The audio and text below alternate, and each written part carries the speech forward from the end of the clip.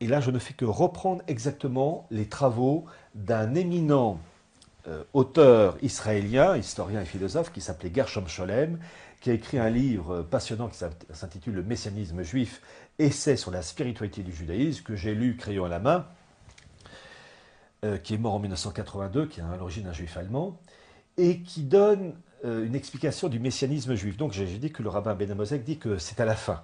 Bon.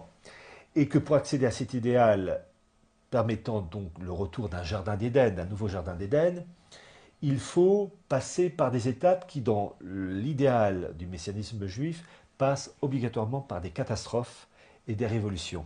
Et ces catastrophes, révolutions permettent de rebondir pour peu à peu, à nouveau, enfin, relancer une course pour aboutir, en fin de course, à l'arrivée du Messie. Et pour cela, je vais citer un extrait absolument extraordinaire de cet historien israélien, Gershom Scholem, sur le messianisme juif. La citation est un peu longue, mais elle est très profonde et chaque mot a son importance, avec des répercussions politiques, économiques, militaires. Puis regardons ce qui se passe dans le monde. Et après avoir lu cela, vous allez comprendre mieux l'idéal du messianisme juif. Je cite Gershom Scholem, le messianisme, en effet, a toujours eu pour objet le rétablissement de l'existence nationale.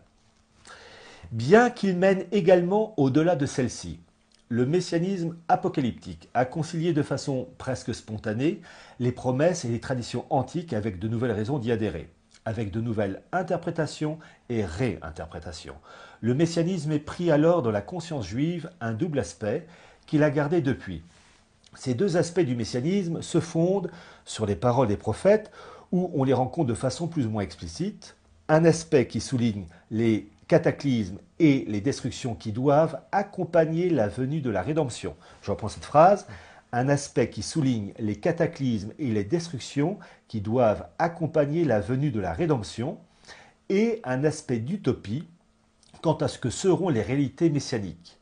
Le messianisme juif est, dans son origine et dans sa nature, on ne saurait jamais y insister, l'attente de cataclysmes historiques.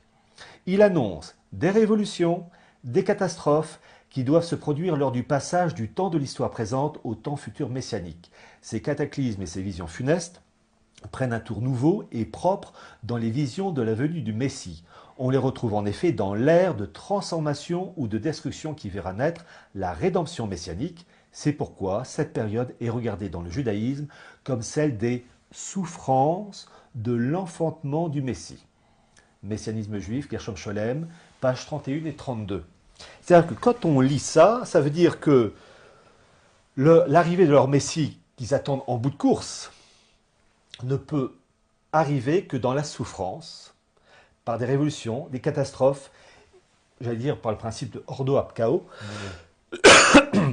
et que peu à peu, grâce à ces souffrances, à ces guerres, à ces révolutions, et après tout, la révolution de 1789 en est le prototype le plus parfait. D'ailleurs, je cite à un moment donné un passage de Gershom Scholem sur la Révolution française, que je citerai tout à l'heure plus exactement quand je parlerai des branches comme Sabbatai Tzvi et Jacob Frank, où il parle de la Révolution française qui correspondait finalement à cet idéal de catastrophe pour passer à une étape supérieure.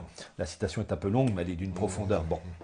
Donc, c'est très intéressant de voir que le Messie que les Juifs attendent toujours, c'est en bout de course.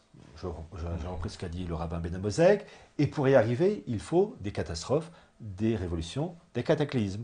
Et plus c'est lourd, plus ces révolutions sont lourdes, puissantes, etc., plus on accélère l'arrivée de ce Messie. On peut dire qu'on est dans une période assez prolifique. J'osais à peine le dire.